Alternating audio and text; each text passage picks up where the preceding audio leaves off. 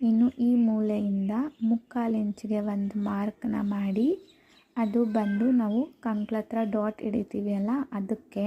ಅದಾದಮೇಲೆ ಇವಾಗ ಕತ್ತು ಕೆಳಗಡೆ ಶೇಪ್ನ ಮಾರ್ಕ್ ಮಾಡ್ಕೊಳ್ಳೋಣ. ಮೊದಲು ನೋಡಿ ಇಲ್ಲಿ ನಾನು ಬರ್ಕೊಂಡಿದ್ನೆಲ್ಲ 3 ಇಂಚ್ ಅವ್ರದ್ದು ರೆಡಿ ಇದೆ ಶೇಪು.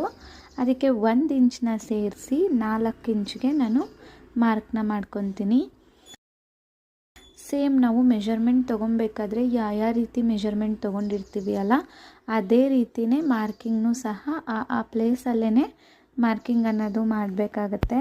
ಮತ್ತು ನೆಕ್ಸ್ಟು ಮಧ್ಯದ ಶೇಪು ಶೋಲ್ಡರ್ ಕೆಳಗಡೆ ಮಾರ್ಕ್ ಮಾಡ್ಕೊತಾ ಇದ್ದೀನಿ. ಅವ್ರದ್ದು ರೆಡಿ ಬಂದು 11/4 ಇತ್ತು. 11/4ಗೆ 1 ಇಂಚ್ ಸೇರಿಸಿ 12/4ಗೆ ಮಾರ್ಕ್ ಮಾಡಿಕೊಂಡೆ. ನೆಕ್ಸ್ಟು ಕಂಕ್ಳು ಕೆಳಗಡೆ 6/4 ಇತ್ತು. 6/4ಗೆ 1 ಸೇರಿಸಿ 7/4ಗೆ ಮಾರ್ಕ್ ಮಾಡಿಕೊಂಡೆ.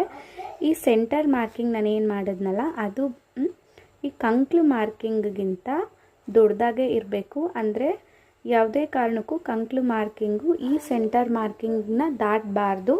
ಎರಡು ಒಂದೇ ಸಮ ಇದ್ದರೂ ಓಕೆ. ಅಂದರೆ ಏನು ಮೇಲ್ಗಡೆಯಿಂದ ನಾವು ಮಾರ್ಕ್ ಮಾಡ್ತೀವಲ್ಲ ಅದ್ರ ಬಗ್ಗೆ ನಾನು ಹೇಳ್ತಾ ಇರೋದು.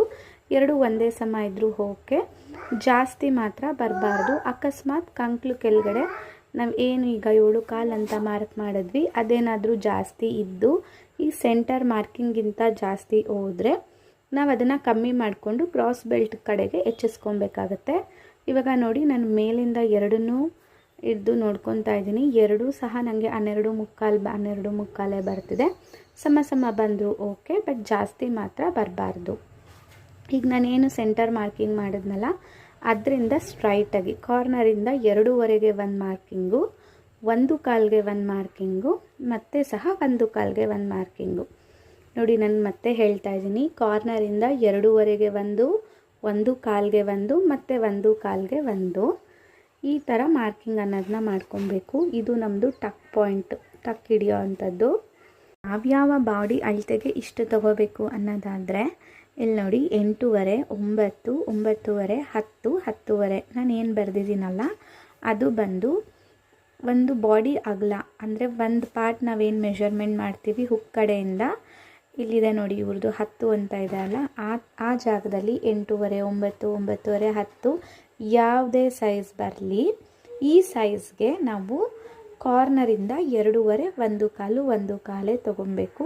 ಅಕಸ್ಮಾತ್ 10ವರೆಗಿಂತ ಜಾಸ್ತಿ ಏನಾದರೂ ಬಂದರೆ ಬಾಡಿ ಅಗಲ ಒಂದು ಸೈಡು ನಾವು 3 ಇಂಚಿಗೆ ತೊಗೊತೀವಿ. 3 ಮತ್ತು 1/4, 1/4 ತೊಗೊತೀವಿ. ಕಮ್ಮಿ 8ವರೆಗಿಂತ ಕಮ್ಮಿ ಬಂದಾಗ 2/4ಗೆ ಅದನ್ನು ರೆಡ್ಯೂಸ್ ಮಾಡಿಕೊಂಡು 2/4